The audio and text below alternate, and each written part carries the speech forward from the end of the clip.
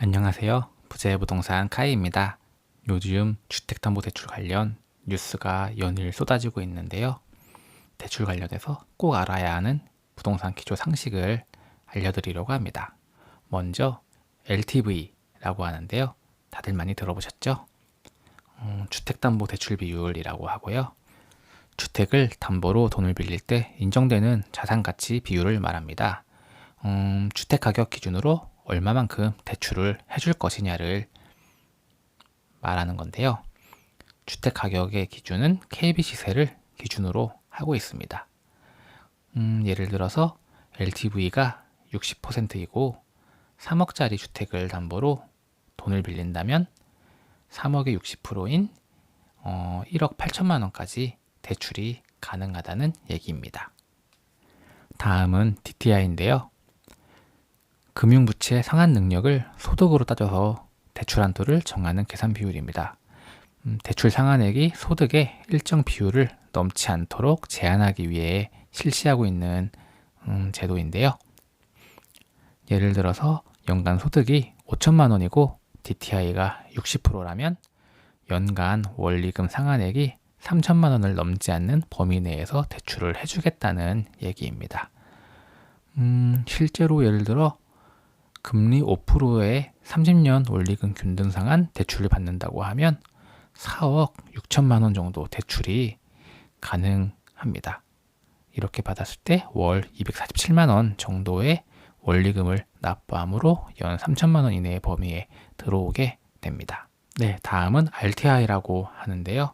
이건 아마 다소 생소한 용어일 것 같은데 임대업 이자 상환 비율이라는 말이고요.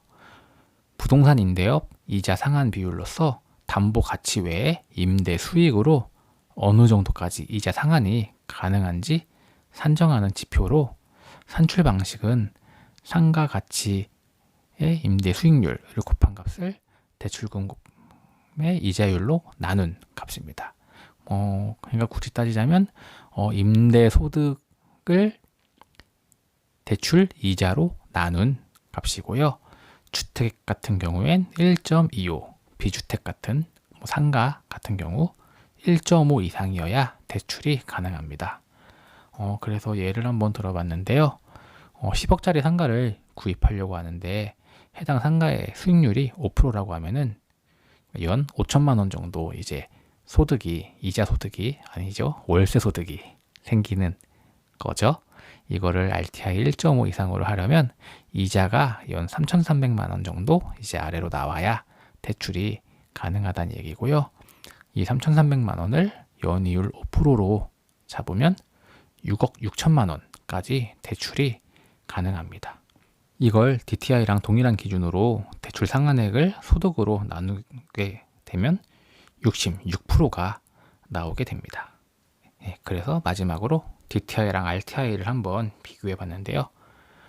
DTI 같은 경우에 우리 일반적인 연봉 5천만 원을 받는 직장인이 주택을 구입할 때 DTI 60%가 적용되고 금리 5%짜리 대출을 받는다고 하면 4억 6천만 원을 대출받아 가지고 무려 30년간 원금과 이자를 갚아 나가야 합니다.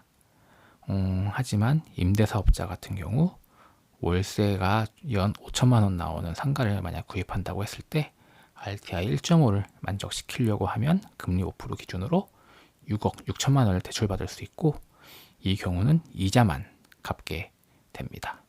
이를 DTI로 환산을 하게 되면 66%가 돼서 일반적인 직장인 등의 개인보다 임대사업자 쪽에 더 많은 대출을 해준다는 계산이 나오게 됩니다.